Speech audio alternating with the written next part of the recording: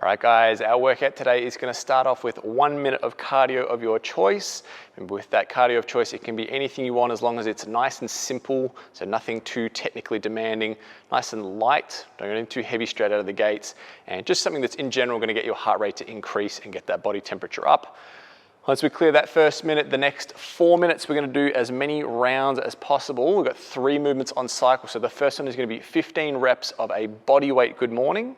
We then go into 10 repetitions of a glute bridge, and then finally 5 reps of an inchworm, and that's going to be just the walkout, walk in, not the stand up or the push up. So looking at the movements, we've got that good morning. I like to go narrow stance, but you can definitely play around with wider or normal or whatever stance you want to do. That's fine. I'm going to make sure that my spine is locked in neutral and my hips are going to go straight back.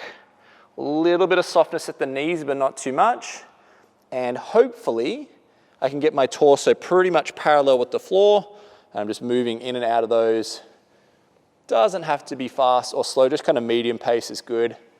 Concentrate on good spinal position. So if I'm tight in the low back of the hamstrings and I get to say here, and to get any further I have to like round off or bend my knees or anything, I don't want that. I'll just go to that point where it stiffens up and go back.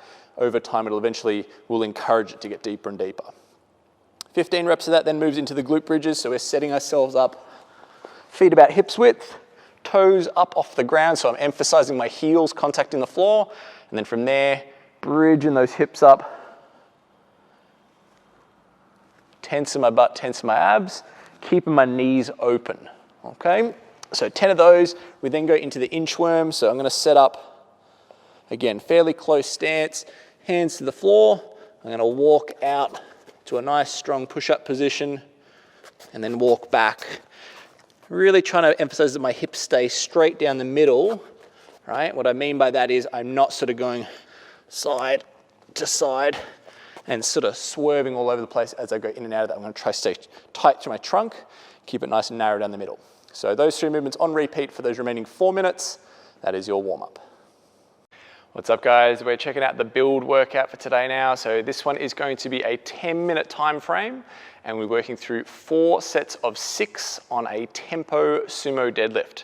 So with this one, what we'll basically be doing is a 4-1-4-1 tempo, which means that we're going to be spending 4 seconds coming down, 1 second pause at the bottom just above the floor, 4 seconds coming up, and then 1 second standing at the top there. So that tempo is going to help if you don't have access to really heavy weights to really like channel that strength from the sumo deadlift. The tempo will make it much harder, which means we can get away with having much lighter weights, which is likely to be the case at home. So with this movement, you can set up kind of with the dumbbells however you want them. I probably prefer to have them like just straight in the middle, like that kind of neutral position. Stance is just outside the shoulder width with the toes pointed out. From here, I'm going to come down for 4 seconds. So it's 4, 3, 2, 1, hold, and 4, 3, 2, 1, holding. And I'll just repeat through that. 4, 3, 2, 1, 4, 3, 2, 1. So as I said, that tempo is going to make it much more challenging, which means we don't need to have heaps and heaps of weight to make that a really challenging movement. Now you notice in the bottom of that position, I'm really looking for vertical shins, right? When I'm down the bottom here, right, this position, knees are out, so it's over the ankle there. I'm not collapsing in like this, and I'm not collapsing forwards. I'm keeping my hips wound as far back as I can, my knees as far out as I can, really stretching through the groin and the hips there. So 4 sets of 6.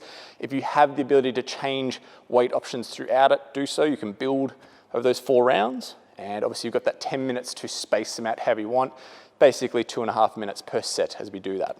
So that is your build workout. Alrighty guys, today's move workout is going to be a 15-minute time capped 4-time workout, and we're going to see a descending rep scheme as we go through 3 different movements. So we're going to see the deadlift, we're going to see inchworms, and we're going to see thrusters. And just so we're really clear with the inchworm, we are going to do the full stand-up and the push-up at the end as well, not only just the walk in and out. So it's the full version of that one. The rep scheme is going to be 27 on the deadlifts, 9 on the inchworms, 27 on the thrusters, then it goes 21, 7, 21, 15, 5, 15, and then 9, 3, 9. So it'll move down in volume as we go. So hopefully as you get deeper and deeper into this workout, those sets get smaller, you can try to hang on more and more unbroken. So looking at the movements, we've got the deadlift up first. With this one, I'm gonna go narrow stance, front ends of the dumbbells pointed down, okay? From here, neutral spine as I hinge over, touching the ground and standing up. If I am a little tight on mobility, I don't have the flexibility to get to the ground in good position, I might just work just sort of a mid-calf or like wrists below knee height kind of a position. It's more important that that back is straight than me try and change the position to get any deeper. I want to make sure that I'm keeping that neutral spine. So that's the deadlift. When we move into the inchworm, we're going to start from a full stand up, forward fold, walk out to a push-up, walk in, and unfold at the top. And I would move through them continuously for the 9, 7, 5, and 3 on the reps, making sure that my trunk stays nice and tight as I go through the bottom. So the push-up is a strict push-up. It's not like a burpee where we can kind of be a little bit kind of swervy, a little bit curvy coming out of that. I want to make sure it's a rigid push position as we come up. Last movement is the thruster. So I'm bringing those dumbbells back in, front rack position, full squat, driving up to full lockout. So I'm really trying to utilize as much power and momentum from my lower body, driving up out of that squat, and then hoisting those dumbbells. My arms should feel more like they just kind of follow the dumbbells and lock out that last piece rather than feeling they have to really work to get them there. So 15-minute time cap on that one, guys. It is for time. That is your move workout.